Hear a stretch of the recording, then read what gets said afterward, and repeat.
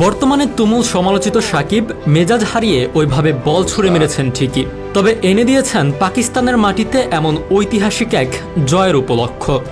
এমন জয়ে জন্মদিনের সেরা উপহারটাই হয়তো পেলেন টাইগার কাপ্তান শান্ত। একটা পর্যায়ে সব আশা ফিকে হয়ে আসছিল, স্মৃতির পাতায় ভেসে উঠছিল 2003 সালের চিত্র। তবে সব এক পাশে রেখে পেস স্বর্গে স্পিনের দাপট দেখিয়ে দেশের এই ক্রান্তিকালে ঐতিহাসিক জয় এনে দিয়েছেন সাকিব মিরাজরা। তার আগে মুশফিকের অসাধারণ ইনিংস প্রশংসা কুড়াবে আলাদা করে। সাম্প্রতিক সময়ে টেস্ট ক্রিকেটের সময়টা ভালো যাচ্ছিল না বাংলাদেশের।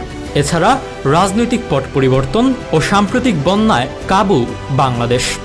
এমন পরিস্থিতিতে একটা জয় হতে পারত ক্রিকেটপ্রেমী বাংলাদেশিদের জন্য একটু আনন্দের উপলক্ষ।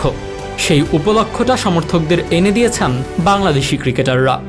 পাকিস্তানের মাটিতে প্রথমবারের মতো ঐতিহাসিক টেস্ট জয়ের দেখা পেয়েছে লাল সবুজের বাংলাদেশ দল।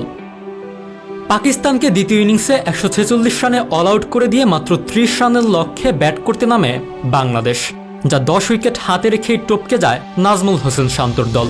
জয়ের পথে জাকের করেন 15 রান, সাদমানের ব্যাট থেকে আসে 9 রান, আর তাতেই পাকিস্তানের মাটিতে পায় প্রথম টেস্ট জয়। বাংলাদেশের এই জয়টা এসেছে অনেকটা কাকতালীয়ভাবেই, নয়তো চতুর্থ দিনের খেলা শেষেও কল্পনা করেননি ক্রিকেট প্রেমীরা। চতুর্থ দিন শেষে বাংলাদেশ থেকে পাকিস্তান 94 রানে পিছিয়ে থাকলেও ব্যাটিং স্বর্গে হাতে তখনও 9 উইকেট থাকায় ভাবা হচ্ছিল ড্রই এই টেস্টের পরিণতি। তবে শেষ পর্যন্ত পঞ্চম দিনে বল করতে নেমে পাশার দান পাল্টে দিয়েছেন বাংলাদেশের বোলাররা। বিশেষ করে দুই স্পিনার মেহেদী হাসান মিরাজ ও সাকিব আল হাসান। বোলিংয়ে দিনের শুরুটা হাসান মাহমুদ ও নাহিদ রানা করলেও পরের গল্পটা কেবলই স্পিনারদের। পাকিস্তান যেখানে পেসার দিয়ে সাজিয়েছে তাদের বোলিং আক্রমণ, সেখানে একাদশে দুই স্পিনার রাখাকে অনেকে বিলাসিতা মনে করেছিলেন। তবে শুরুতে ভুল মনে হলেও দিন শেষে বাংলাদেশের জয়ের নায়ক স্পিনাররাই। অভিজ্ঞ সাকিব আল হাসান ও মেহেদী হাসান মিরাজের ঘূর্ণিতে কাবু পাকিস্তানের 7 ব্যাটার। এক রিজওয়ান ছাড়া সুবিধা করতে পারেননি অন্য কোনো ব্যাটার।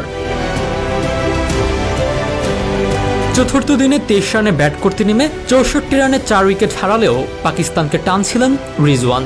প্রথম ইনিংসে 171 রান করে বাংলাদেশকে ভোগানো মোহাম্মদ রেজওয়ান এই দিনও বেশ ভুগিয়েছেন বাংলাদেশি বোলারদের। স্রোতের বিপরীতে দাঁড়িয়ে একাই দলকে টেনেছেন এই উইকেট রক্ষক ব্যাটার। একটা সময় তো মনে হচ্ছিল শেষ পর্যন্ত না রিজওয়ান টেলেন্ডারদের নিয়ে বাংলাদেশের জয়টা রুখে না দেয়। তবে শেষ পর্যন্ত সেটি হতে দেননি সাকিব মিরাজ জুটি। 50-র পরপরই মিরাজকে সুইপ খেলতে গিয়ে ব্যাটের কানায় লেগে স্টাম্প ভাঙে রিজওয়ানের। 51 রানে ফেরেন এই উইকেট রক্ষক ব্যাটার। সেই সঙ্গে শেষ হয় পাকিস্তানের শেষ স্বীকৃত ব্যাটারের উইকেট। প্রতিরোধ করার স্বপ্ন ভাঙে পাকিস্তানের। প্রথম ইনিংসে 6 উইকেটে 448 রান করে ইনিংস ঘোষণা করা পাকিস্তানের দ্বিতীয় ইনিংস থামে মাত্র 146 রানে।